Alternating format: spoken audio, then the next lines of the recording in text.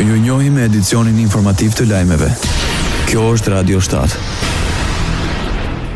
Maqedonia e Veriut pres stërvitjen ushtarake përgjigje shpejt 2025 në poligonin ushtarak Krivolog. Në të marrin pjesëtarë të ushtrive të Republikës Maqedonisë së Veriut, SBA-s, Republikës Shqipërisë, Greqisë, Italisë, Malit të Zi, Britanisë së Madhe, Austrisë dhe Kosovës. Stërvitja ndërkombëtare është pjesë e stërvitjes më të madhe të NATO-s për këtë vit në tokën europiane Defender 2025. Mbi 2200 pjesëtarë të ushtrisë nga vendet pjesëmarrëse po marrin pjesë në ushtrimin e stërvitjes në poligonin ushtarak Krivolog.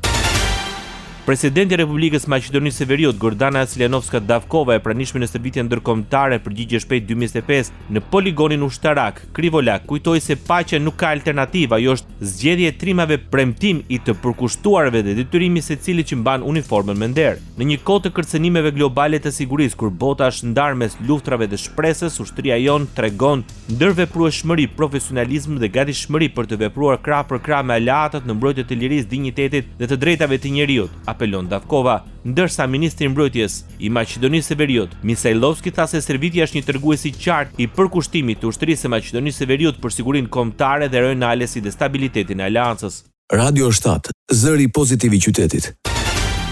Administrimi doganor, menaxhimi i kufive, lehtësimi i tregtisë dhe shkëmbimi i informacionit ishin në thelb të takimit të mbajtur në Athinë ndërmjet drejtorit të përgjithshëm të doganave, Gendi Gazheli, dhe homologut të tij grek, Dimitrios Borikos.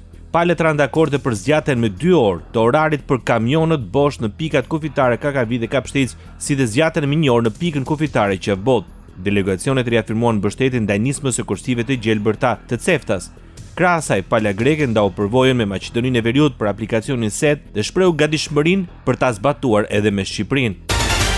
Krimi i komandës kibernetike dhe ndërlidhjes u përshëndet nga ministri i mbrojtjes së Shqipërisë. Në pranitë të ngarkuarës me punë të SBA-s në vendin tonë, Nancy Van Horn, Piro Vengo kujtoi se sulmet kibernetike të vitit 2022 ndaj Shqipërisë shërbyen si një kujtesë e fuqishme se në një botë gjithnjë më digjitale, mbrojtja e hapësirës kibernetike është po aq e rëndësishme sa mbrojtja e integritetit territorial të vendit. Këto zhvillime, të mbështetura edhe në përvojat e tjera të NATO-s, e bën të domosdoshme dhe krejt natyrshme në fakt krijimin e komandës kibernetike dhe ndërlidhjes, të cilën themelojmë sot. Jo vetëm e natyrshme sepse na duhet më shumë ndërveprim mes forcave operacionale që ndërmarrin veprimtari që lidhen me mbrojtjen kibernetike dhe me komunikimin digjital, e natyrshme sepse ky është një domen ku padyshim bashkëpunimi mes komponentit ushtarak dhe komponentit civil është ndoshta çelësi i suksesit.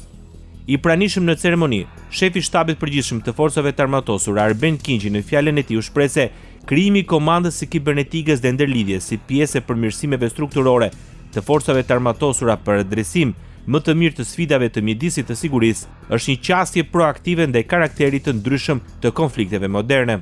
Në këtë mjedis të ri operativ, kundërshtarët janë gjithnjë më të padukshëm dhe duke shfrytzuar çdo mundësi që ofron teknologjia, synojnë ndryrjen e sistemet e komunikimit, dëmtimit e infrastrukturës kritike, nxitjen e dizinformimit dhe konflikteve shpesh pa shkrepur një armë të vetme.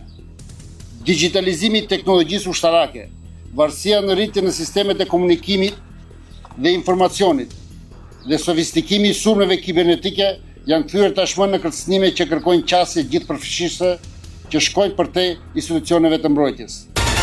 Forcat e sigurisë Kosovës për herë të parë marrin pjesë në një stërvitje me misionin e NATO-s, KFOR-it dhe EULEX-it dhe Policinë e Kosovës në aktivitete trajnuese për menaxhim të krizave në skenar të ndryshëm. Ky ushtrim do të testojë zbatimin e procedurave të menaxhimit të krizave, do të ndihmojë në rritjen e aftësisë së subjekteve të ndryshme për të operuar bashkë, thuhet në njoftimin e KFOR-it. Operacioni do të përfshijë një personel prej 600 pjesëtarësh. Ndoqët lajmet shkurt në Radio 7, zëri pozitiv i qytetit.